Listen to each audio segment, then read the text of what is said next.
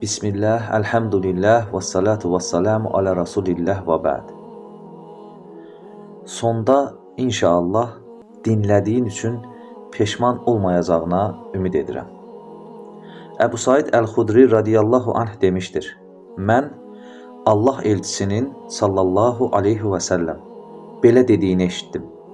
İblis Rəbbinə dedi: İzzətinə və ucalığına and olsun.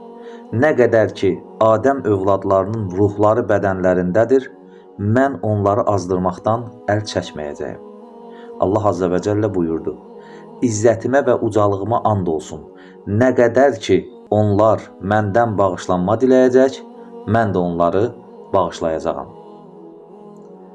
Ənəs bin Malik radiyallahu anh demişdir: Mən Allah elçisinin sallallahu aleyhi və səlləm belə dediyini eşitmişəm. Allah buyurur: Ey Adəm övladı, nə qədər ki mənə dua edirsən və mənim mərhəmətimə ümid bağlayırsan, mən sənin günahlarının hamısını bağışlayıram və günahının çoxluğuna və böyüklüyünə əhəmiyyət vermirəm.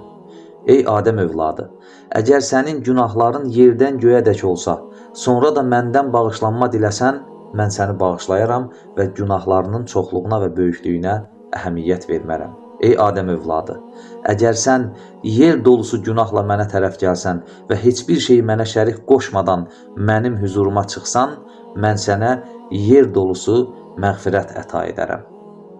İbn Abbas radiyallahu anh rəvayət edir ki, Allahın elçisi sallallahu aleyhi və səlləm belə buyurdu: Allah azze və cəllə buyurur: Kim mənim günahları bağışlamağa qadir olduğumu bilsə, mənə heç bir şeyi şərik qoşmadıqca, mən onu bağışlayaram.